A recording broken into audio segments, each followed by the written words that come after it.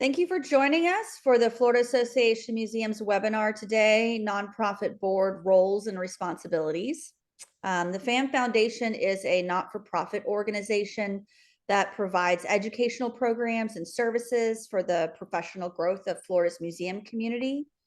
The FAM Foundation hosts a variety of webinar-based programs like today. We also do in-person continuing education programs. We have a variety of resources, past programs that have been recorded, and also tutorials on our website and our YouTube channels. And we also organize a large annual conference each year. All of these things help provide various platforms for museum professionals to connect with one another. I want to thank our partners, the Florida Humanities, Visit Florida, Florida Department of State, Division of Arts and Culture, and the National Endowment for the Arts. Just a couple of things I want to remind you of. After this program, we will be sending you a survey. It will take like 2 or 3 minutes to fill out. We use this to determine what programs we'll offer in the future and to improve our programs. So please just take 2 minutes to fill that out. We would really appreciate it. Also just want to remind you that our FAM annual conference is coming up October 13th through 16th in Daytona Beach. We're excited to be back in Daytona Beach. We haven't been there in a while, and it's going to be a really fun and informative time. My name is Carmen Godwin. I'm the FAM Foundation Program Manager. If you have any questions or issues through the program, feel free to chat to me privately in the chat box. The program does have closed captioning available. You can turn that on and off on your control panel. The presentation today is being recorded, and this is just for our ability to share with those who maybe signed up but couldn't make it today. If you have questions today, some of you may be a little shy. I understand that. You're welcome to type your questions in the chat box, and I will make sure that they get answered. But you're also welcome just to unmute yourself and ask questions throughout the program. That interactive way of working through the program, I think, is really engaging and helpful. So feel free to unmute yourself. But again, if you feel more comfortable typing in the chat box, I'll make sure that your questions or thoughts get out there.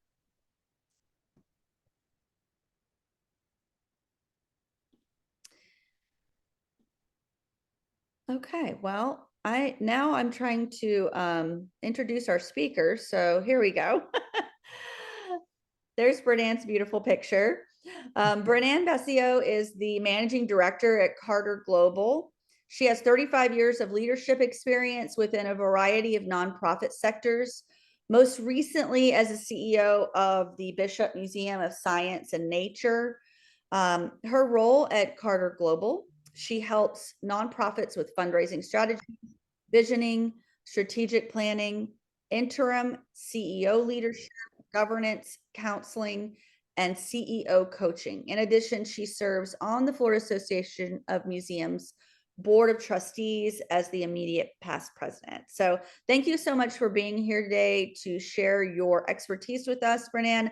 I think this is going to be a great program and something that is really needed in a lot of our institutions. Happy to be here, Carmen.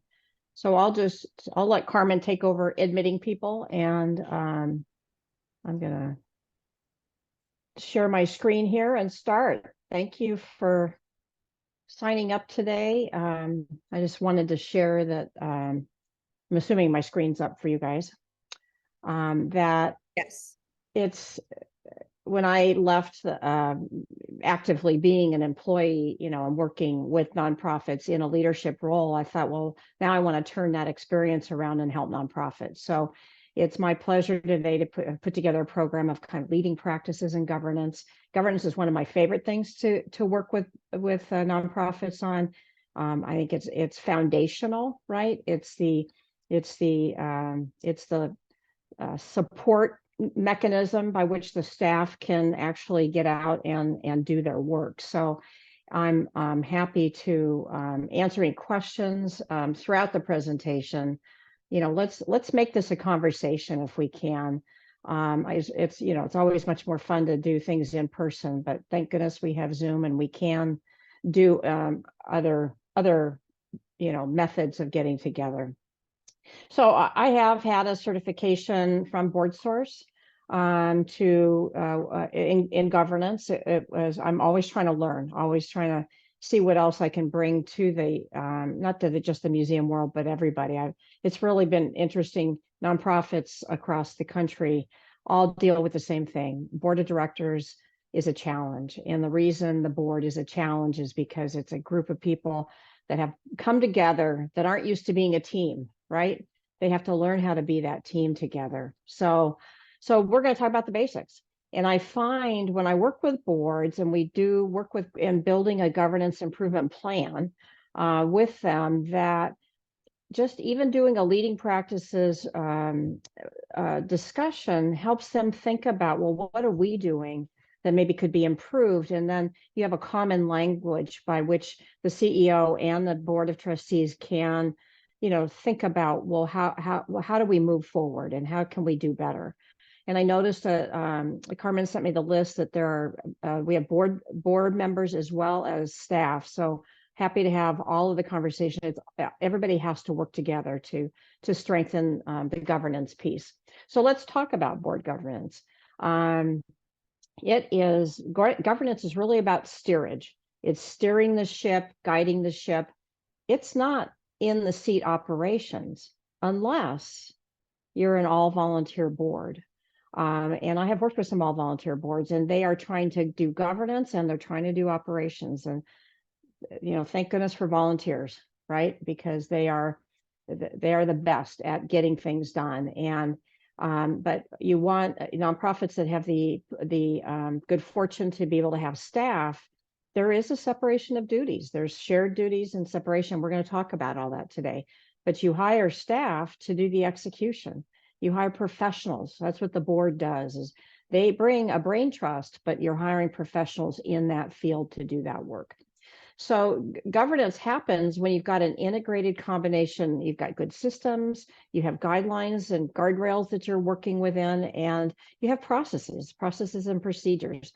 For example, the bylaws outline your governance guidelines, but your processes then support, or procedures and policies support the work of the bylaws. So all of this to make decisions and hold the decision makers accountable, because they have to hold themselves accountable, and also allows them to take action.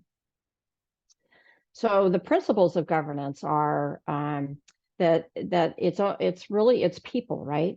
And a governance agenda is only as competent and effective as its individuals. And the leadership governance as a committee, as well as your executive committee, need to be setting the bar. What is the expectation? Do you have a job description? Do you have an engagement plan? Are the board members met with every year to see how they want to help the organization? And if they're not, then asking them if there might be another opportunity out there that's better for them. And it's all really falls in the hands of governance committee. This is one of the critical committees of the board. We recommend it always as a standing committee. And they have a lot of work to do. They have the oversight of creating the right environment and the right people. So you go back to Jim Collins, right people in the right seats on the bus. That's what the governance committee is all about. So organizations are effective when you've got increased board effectiveness in many ways. You've got board development. So that's training, right? It's integrating them into the culture of your museum or your gardens, and then being clear about the roles so people understand where they're going. But governance does change. So if you're gone from an all volunteer organization to now you have staff, your governance has to change, right? You have to make sure you're not stepping into the weeds of operations. You're doing just straight governance. So the life cycle of an organization changes as you grow. If you get bigger and bigger and bigger, then the board probably needs to be a little bit bigger to be able to handle the work that the board needs to do. So what we're seeing in nonprofits now in terms of governance is we're seeing smaller board sizes, with the average being about 15 to 19, 7 to 15 or 19, always an odd number because you want to make sure you can break a vote. We have fewer standing committees. Generally, your standing committees are finance, governance, and executive committee, and everything else then is ad hoc, including development, and facilities or whatever, but generally 3 standing committees. But your bylaws would outline the fact that the board has the ability to create the committees and task forces it needs to get the work done. So that's where the bylaws come in enforcing that. Most of the work is done in a consent agenda, so that frees up time to do what the board should be doing, and that's having discussions.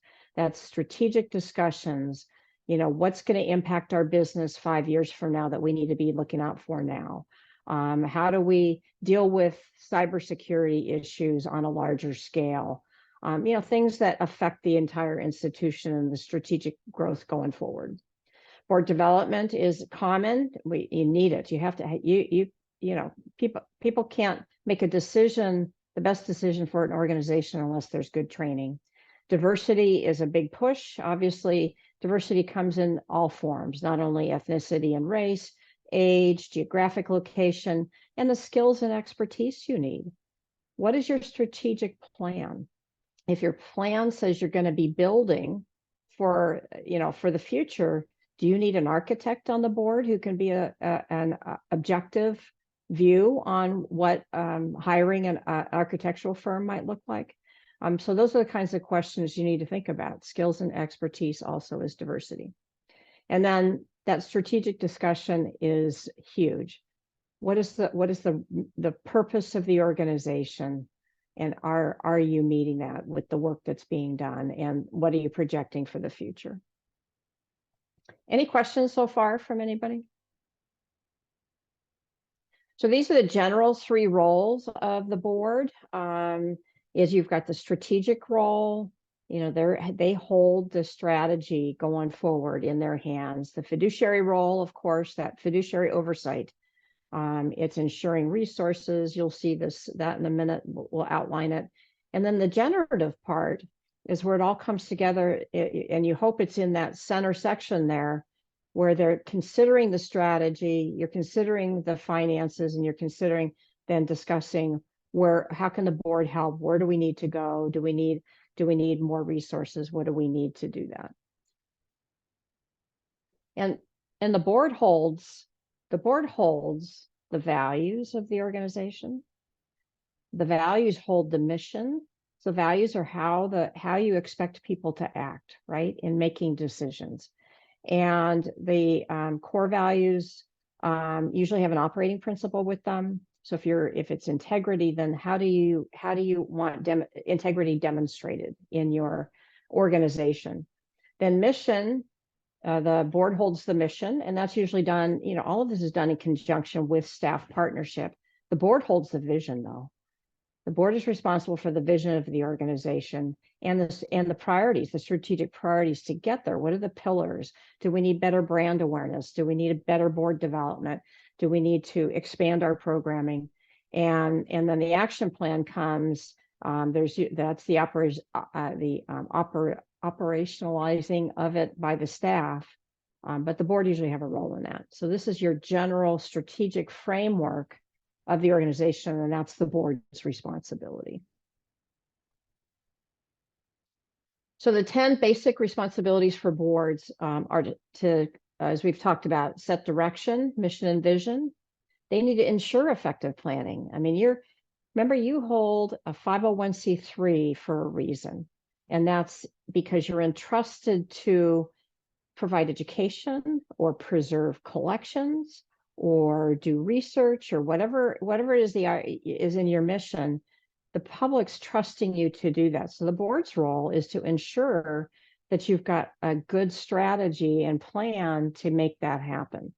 The board's role is to ensure necessary resources, hiring executive staff to make it all happen, managing those resources by providing oversight, not looking at every penny in the checkbook. You want the CEO to bring that to you, but the oversight. What are the trends? What, are we making money? What's the division of our revenue streams? Do we have enough contributed income versus earned income? All those questions. Promoting the positive image. So you're advocates for the organization, even in the grocery line, right? You are advocates. You're talking about your organization. And their board's job is to build their own board, to make sure that they're the best board that they can be to do this. Now, in terms of monitoring the program, providing oversight on programming, it's not monitoring individual programs. It's the impact of the work that's being done. Is that what's part of the vision and the mission? And that's what you're looking for as a board. Obviously, the legal and moral and ethical oversight, that's in the role. Everybody's got to obey the laws. So you have to be able to do that. Their job is to evaluate the chief executive and assess its own performance. So these are the basic responsibilities for a board. Any questions there? No, pretty straightforward. Now, individual board members also have a responsibility individually. So as a board, you're a collective, right? Decisions that are made in the boardroom are a collective decision, and everybody has to represent that, whatever decision was made, even if you didn't agree with it outside. But individually, board members have a role as well. And so that's what and sometimes you have rogue board members, right? That decide that they're going to go to a staff member and they're going to say, you should be doing this. Well, that's not their role to do that. Their job is to go through the CEO if they have a concern. The CEO's job is to manage the staff. But the board's job is duty of care. And that's that they need to participate, right? If they don't attend board meetings, they're not participating in making the decisions. They have to exercise their best judgment, but they can't exercise best judgment unless they're also trained and informed on what the organization is doing. What are the challenges being faced? So that information helps them be a better board member and make better decisions. Duty of loyalty, that they need to wear that hat for your organization at whenever they're making decisions about the organization and act in the best interest of the organization. And that's your conflict of interest. Everybody should have a conflict of interest policy. And that really puts the period on that one. And the obedience is making sure that laws are followed, right? As a board member, you could be liable. That's why you have D&O insurance, but you want to between staff and board, you need to make sure you're following all of the rules. So sometimes if we talk about support, what does it really mean to be a board member? And how can I help the organization? Because you can sit in a room with staff and staff are talking about the marketing plan. And the board well, you should be marketing in that new housing development over there. Well, really, if the staff are not doing that, then they're not doing their job. So the board doesn't need to be directing the marketing. They need the staff coming to them saying, we are covering it, we are doing it. But their job is to provide advice, right? And act as a sounding board. What if the staff came to the board and said, we thought we would try a new tactic in marketing. We just want to get your advice and see what you think about this. That would be an appropriate question for the board to think about. Could be a strategic and generative discussion at a board meeting, a new avenue for marketing. Or what if we need to rebrand? That kind of decision is not staff decision. That's a board decision because it's a strategic direction to rebrand. So the support role also is that individually they need to support the revenue strategy, whatever it is. They need to be bringing people to you, be ambassadors, and say, I need to connect my circle of friends. Everybody's got a different circle, and I need to bring people closer to the organization to support because I love it. I'm doing this because I love it. I want other people to join me. And that's really that volunteer ambassadors and revenue support and advice is the best role an individual can give. And then being able to make good decisions in the boardroom. So things that challenge effectiveness to boards are micromanaging. And that happens. It happens, on a regular basis for some people, and you're trying to avoid it, right? You can try to keep the board at the 30,000 foot level. If you don't have an effective governance committee that's also nominating, generally governance and nominating are the same committee, then it can challenge the board effectiveness. Rotating board members, term limits. Term limits are essential. Refreshing the board, new ideas. There's always a way to keep people engaged. If they've been a great board member, there's always a way to keep board engaged in a different role. And maybe it's an emeritus board or an advisory board or something to continue that cultivation and stewardship of those people. And cross-training, what is the leadership role? Somebody comes in, you think that he'd make a good president or she'd make a good president. Well, what is the right path for that person to be able to get to that leadership role of running the organization? They probably need to sit on finance. They probably need to sit on a development type of committee to understand our inner workings, that kind of thinking. Staying too small might seem easy, but it's hard to get the work done if you're too small. And hanging on to unproductive board members, the chair of the board has to have the ability to talk to people who are not pulling their weight. And there's ways to do it, obviously, nicely, but it's detrimental, just like with staff. When you have staff who aren't performing, everybody knows it, and it can bring the organization, the morale down and people down. You need a really effective working board. A strong strategic plan is essential. If you don't have one, that can be a problem, because usually you measure all decisions against that strategic plan. And weak committee work, committees, the work gets done at committees, it doesn't get done at board meetings. So maybe you want to have 6 board meetings a year, and in between are the working committee meetings where the work gets done, it's put in the minutes, it's in the consent agenda, and items that are key to strategic discussion are pulled out by that committee chair for the board to discuss at a meeting. That's generally how committees can be a strong supporter of the organization. And then if you don't orient people well, then they come in, they don't know what they're doing. The other thing I think I'd add to this is, if you don't use people right at the start in some way, then they can feel kind of lost. Like they're not, deer in the headlights that first year. They need to learn everything, right? But how do you involve them so they feel like they're participating, contributing, and they want to learn more and grow and help the organization? A board member that's not utilized for a year or two, you might as well say goodbye. Why would they stay? Volunteers need to know they have an active role. Any thoughts on that? No. Quiet group today. Okay, so we have a quiz. All right. So let's talk about roles. And sometimes boards just need to know this, have this general discussion. So whose role is it to hire the executive director? Somebody just tell me. Unmute, tell me. No, nobody's going to tell me? Nobody? No chat box? Let's say governance committee. Actually, governance, I suppose, generally the executive committee, but it's the board's role. Generally, the executive committee is the reviewer of the executive director or the CEO. But I'm glad you brought that up. Governance oversees the governance of the governing body, and the executive board is kind of that general oversight. Executive board doesn't need to meet every month. It's usually task oriented. And that's usually outlined in the bylaws or the statutes, or kind of have a listing of that, Florida statutes.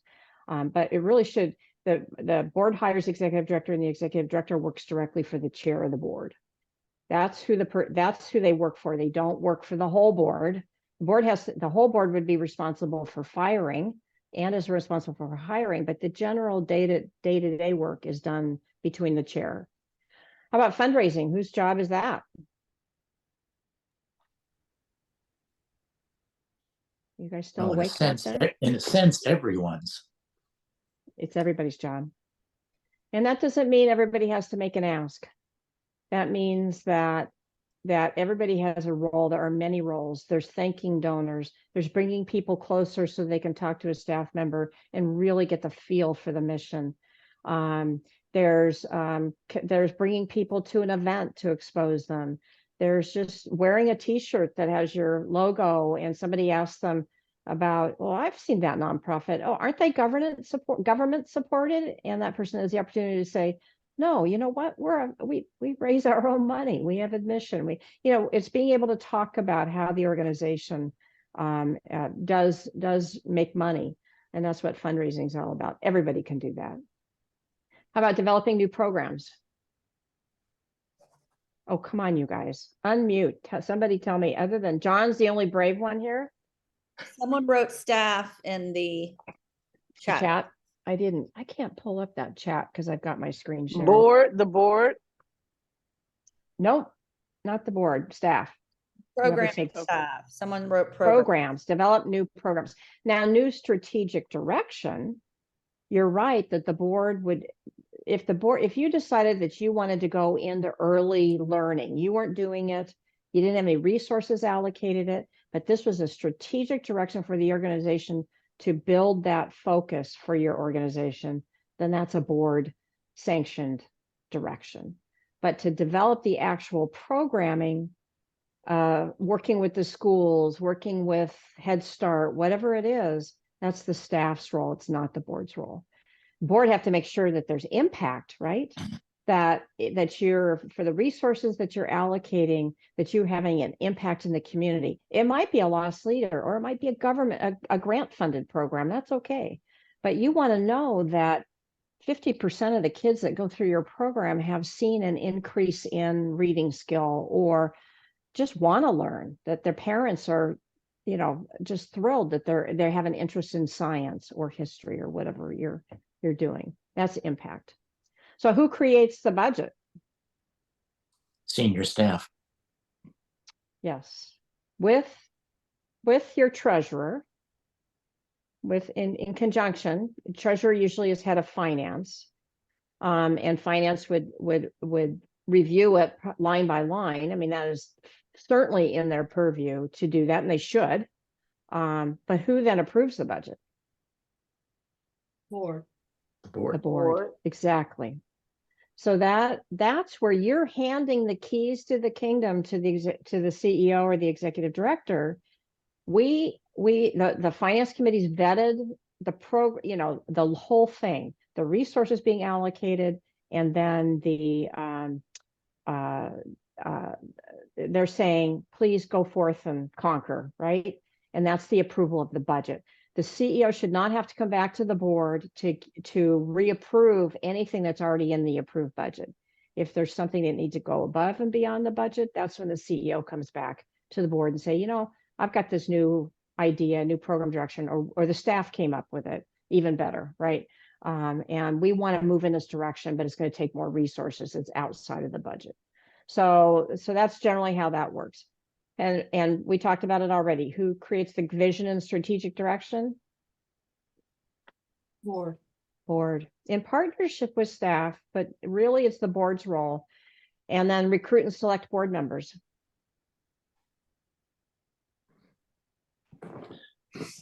Board executive committee. No, governance, but the governance committee. So the board has to select themselves. They have to monitor themselves, assess themselves, select their own members. Now, that doesn't mean the CEO or other staff, because often your chief development officer or out, they meet people, they think, wow, this could be a great candidate. People who are associated with the organization can bring a name to the governance committee. We think this person is an appropriate board member. The governance committee would vet them. Maybe there's an application process. What is your process for recruitment? And then they meet other board members. The board decides this person's going to be great, and they ask them if they'd like to join the board. There's generally a process behind all that. It is not the CEO's job to find all the board members. And I see that often in my work. It is everybody's job to keep a lookout for the right people to sit on the board, and bring names to governance, and governance committee job that includes nominating is one of the works of governance, needs to take care of vetting and bringing people in. So let's look at all these roles. Let's look at the shared role. So we started kind of there. So fundraising, we already talked about. It's shared to schedule strategic planning, and often senior staff are involved in those discussions. Generating organizational values, it's great to do that as a shared experience. Thanking donors can be everybody's job. I mean, what's more fun? If people don't want to ask, let them thank. Let them call people and just thank them, not ask for money. Just thank you for being a sponsor for us or for your last contribution. It's huge. People appreciate it. And people remember when they're not thanked. I can tell you that. Sorry, we have Go ahead. Here. It's from Lynn. How do we find out what the process for vetting board members is? Well, it's a great question, Lynn. We're going to talk about intentional board meeting. Can we hold that? And if I don't answer it when we get to that section, let's, we can talk further, okay?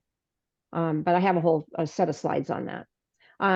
Shared experiences set the board agenda, advocacy, everybody, and that doesn't mean always legislative advocacy, although that's part of it together, but it's standing in line at the grocery store, talking to people.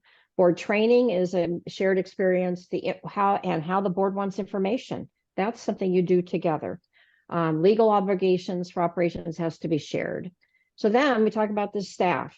They operationalize the plan, they hire the staff, they evaluate staff, they enforce the policy board deliver, they manage the resources, right? They develop new programs. We talked about budget. Their job is to provide the board with information to be able to make decisions. So you need to make sure as a board that you're getting the information you need to make solid decisions on strategic direction. The staff, the CEO is the liaison between the board and the staff. The board shouldn't be going directly to the staff. And then the media relations is handled by the staff. You most likely have somebody trained in media relations who's better able than somebody who's a board member that doesn't do media relations. It needs to be the staff. And then the board, a lot of what we've talked about, organizational policies they're responsible for adopting. The CEO will help with forming those, but they have to adopt them. They have to assess themselves and other things that we've talked about already here. And remember, this is a partnership between this board and the staff, and the staff representation is the chief executive. There has to be trust. There has to be collaboration, a division of labor. They have to communicate, right? And we don't have that. That's a challenge. Clear expectations on both sides. Are they meeting? Is the board chair and the CEO meeting once a week or every 2 weeks to talk about issues? The CEO, the executive director, has nobody to talk to. They can't talk as a peer to peer with their own staff because they're not peer level. But with the board chair, working with the board chair, they need that sounding board. So I strongly urge regular communication. And strategic thinking needs to come together in a culture of candor. So we recommend that. So let's talk about board building. That's a good question, Lynn. So the board's the roots of your community. It reflects the demographics, should represent your demographics, serve as a link to your community. So they're the tentacles out there. They should have a passion for the mission and have a connection to resources in some form or expertise that you don't know. Building a board is just like building your donor base.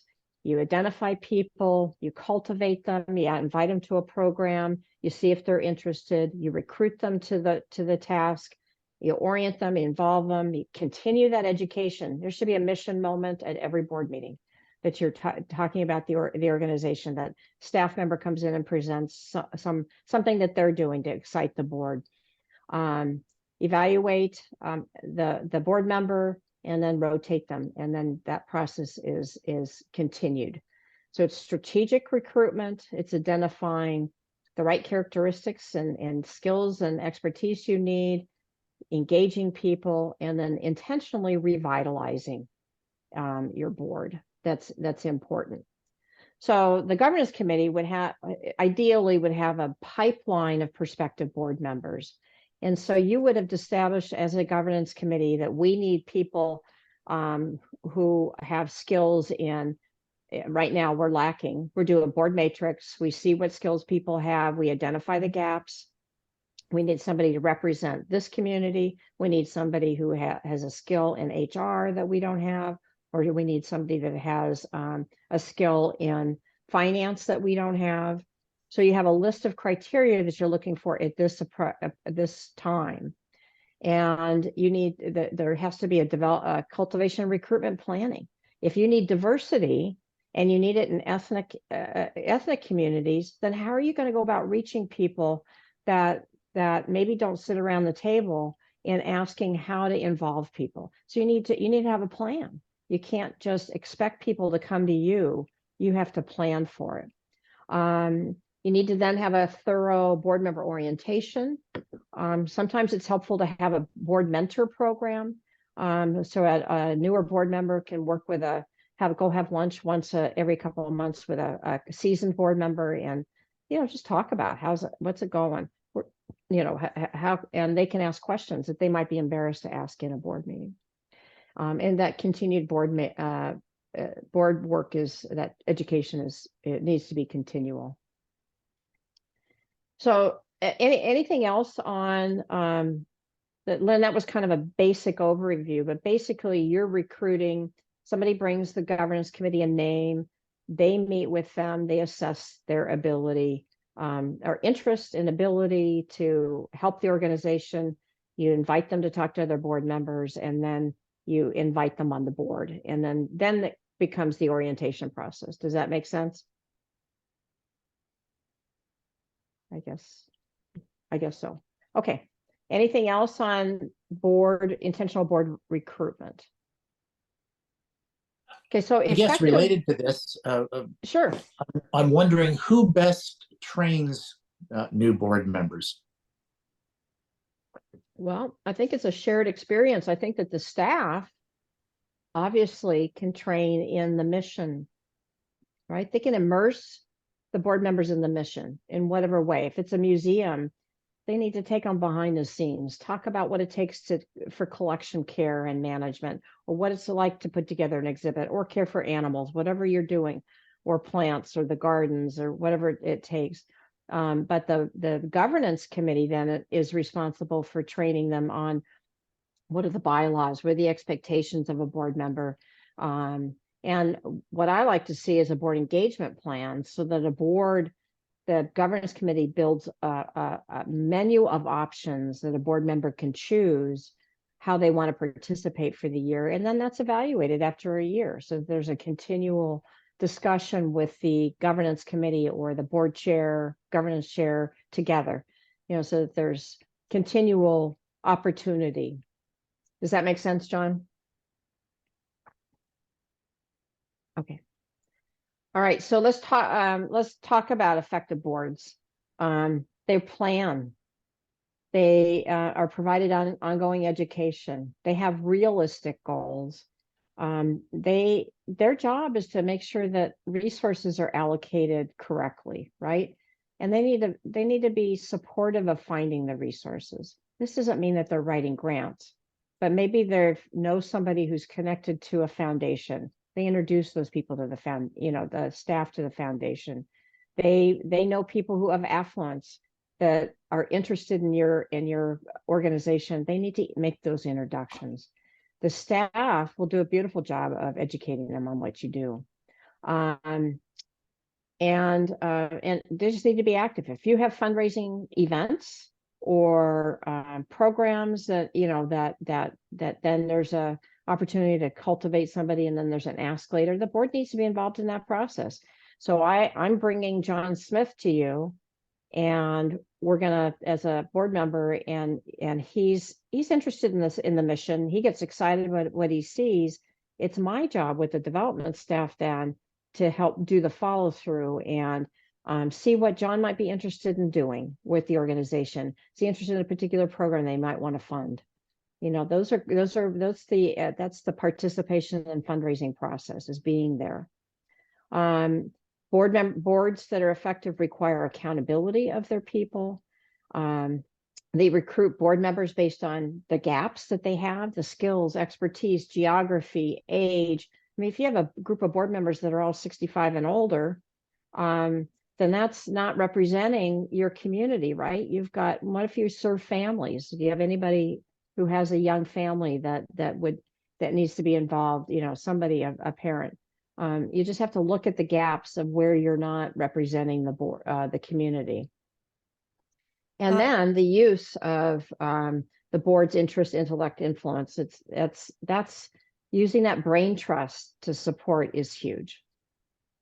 Any questions on that? Question in the chat box. How should the relationship between the board and the staff be managed? Well, the CEO needs to know when board members are interfacing with staff. The staff need to be visible and present, and the board members should know them, because as a staff member, it's like if you have a program, an exhibit opening, and the board should be coming to the staff to learn more about what the exhibit's about and their programming, you know, in general. That kind of interaction is wonderful, and it helps support both sides. The staff feel gratified that the board members recognizing the importance of the exhibit and wants to ask questions and delve deeper into the information. But what crosses the line is when the board member might say, I would have done this, you should have done this differently. That's the CEO's job. Or if the board member had a concern, then they go to the CEO and say, I'm really concerned about this. That's the appropriate person to do any kind of change management within the staff. But the staff participating, like at the senior level in a strategic planning session, the staff are there as the subject matter experts, right? And they need to be providing with the board with support for ideas and strategies and help them. So that's a combined resource together. So it's a fine line, but you don't want the micromanagement that we can see from board members. They can have ideas, but they really can't direct the staff. That's the CEO's level. Did I answer your question? Did I answer the question? I'm waiting to see a response for that, but I do have Okay. another question on here. Sure. This is from Johanna. Sorry, I didn't say who the previous question was from. Okay. Do you have specific numbers or guidelines in mind for the length of term limits? Generally, what we're seeing in term limits is 3-year terms with a repetition of one extra term. So 2 3-year terms, and generally 12 months out before you come back in. That's generally what we're seeing. Sometimes people will add like a year at the beginning, like a probationary year. That's really up to the organization. I'm not a fan of that. I think if you involve people right away, you'll know whether they're going to be involved. But I think when people are on too long, I mean, you come down to these boards have no term limits. You have people that have been on there as, I've been a volunteer longer than you've been alive, they'll tell the CEO.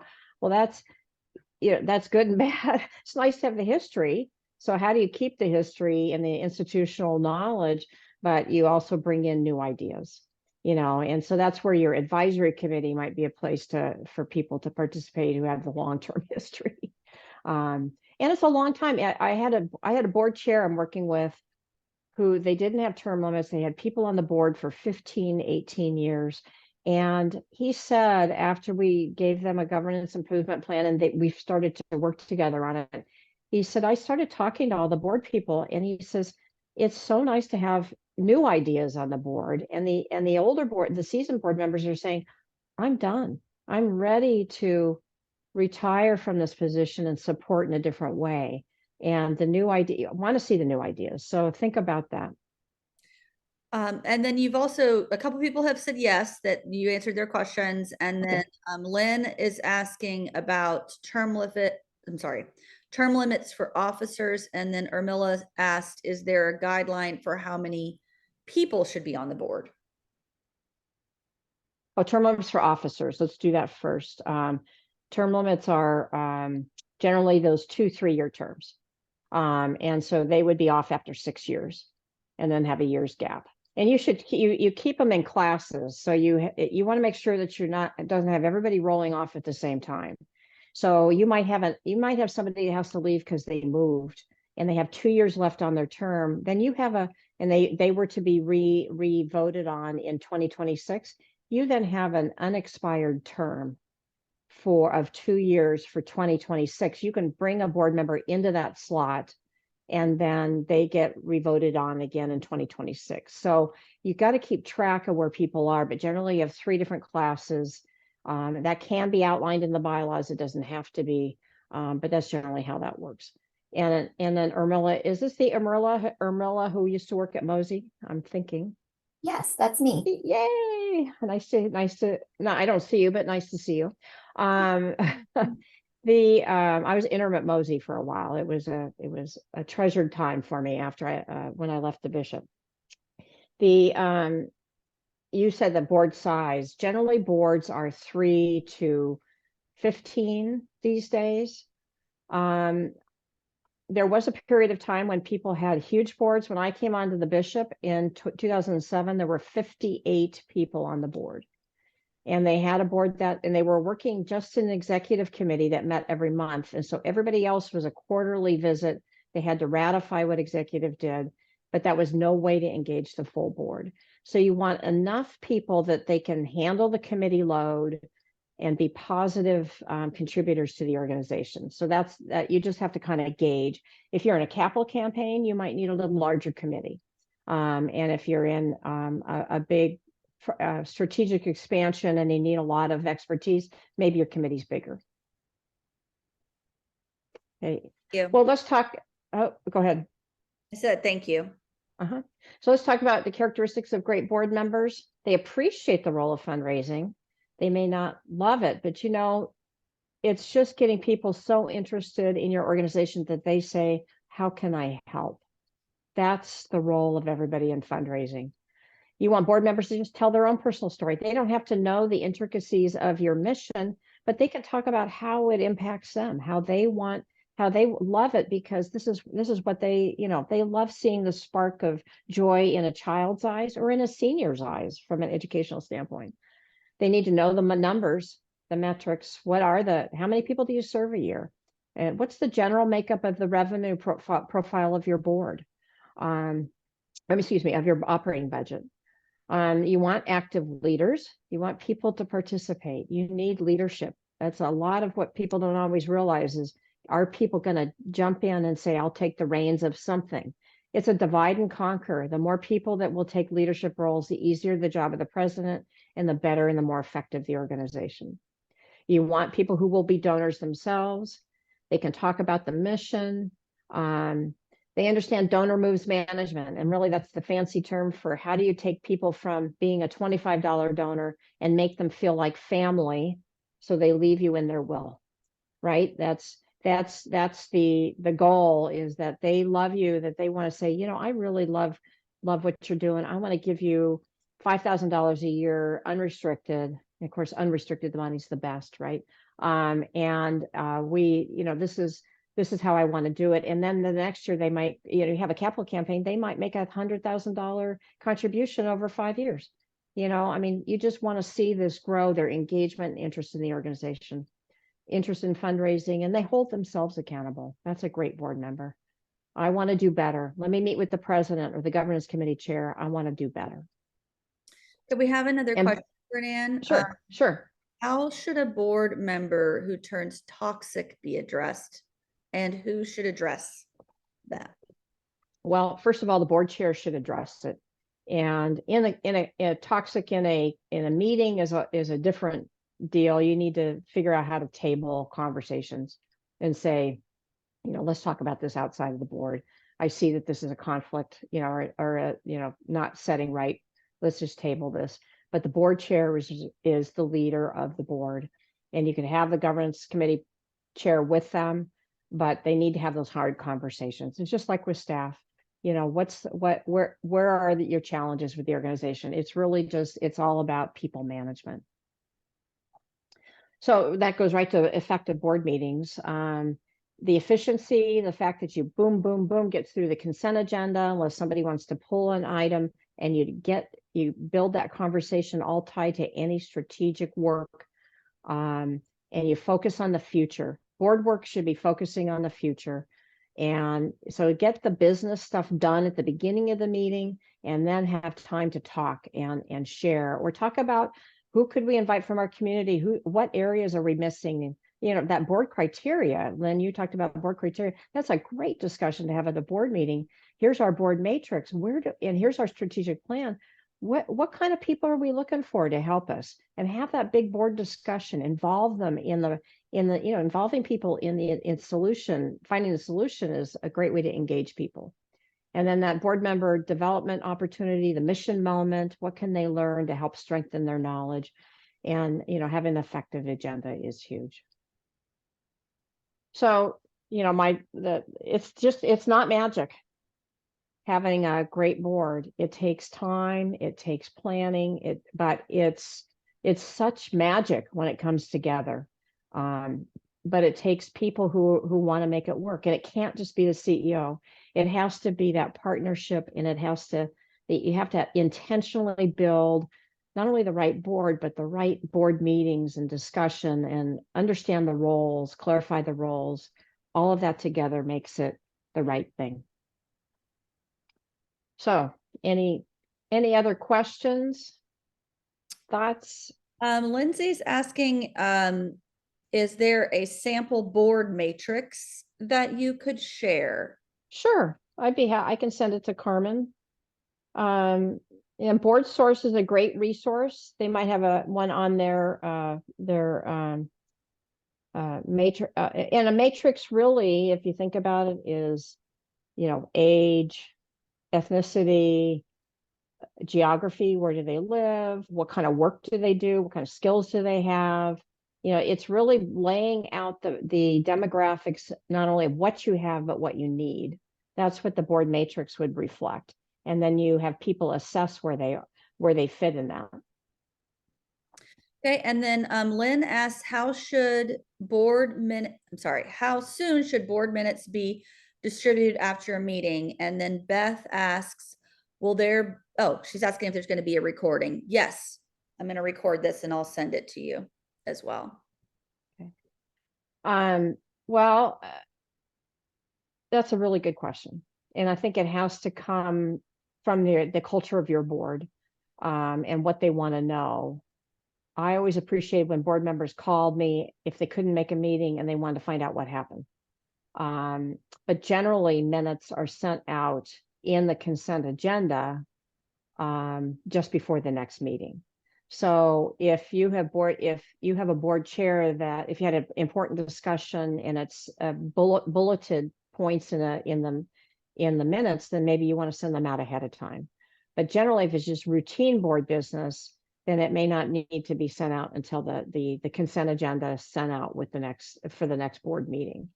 So you really have to kind of play it by ear. Sometimes material, you need to send stuff out ahead to the board 2 weeks in advance, so they have time to read it if there's really important discussion. So it's the culture of your organization. And then Johanna asks, besides using good people skills, what is your general advice for brand new board members coming into a long-standing board? So for the board member coming into you mean people who've been on forever, longer than they've been alive? Yeah, I think she's saying for people who are new, maybe surrounded by seasoned people. Yeah, right. I think they just need to ask questions. They need to have a culture of inquiry. How can I help here? Why is this happening? They need to strive for education. If they aren't getting it, they need to ask questions. And that can be of the staff. Maybe the board chair says, why don't you spend a day with the staff, get the feel for, I always like that from a governance standpoint, anyhow, that the orientation, a lot of it's done by the staff in terms of the mission stuff. but you want inquisitive people. That culture of inquiry, the people saying, well, why, what can we do better? What are the questions we have that we're facing? You want them to do it. So it just kind of fosters that. And then is there a mentor program? That's where that mentor, maybe there's a seasoned person who could be a mentor that just meets with them regularly to help them understand the work. Mm-hmm. And thank you, Len. I appreciate that. It's been helpful. Again, feel free to unmute yourself if you have a question. Yeah. Ask. Yeah. We have four minutes left before everybody's off the clock, right? So that's fun. Governance is critical. It's not, it doesn't happen overnight. There's history and habits that boards have that dictate their culture. And if you're trying to change history and habits, then it takes work. And it's the elephant eating, one bite at a time. You do one little step at a time.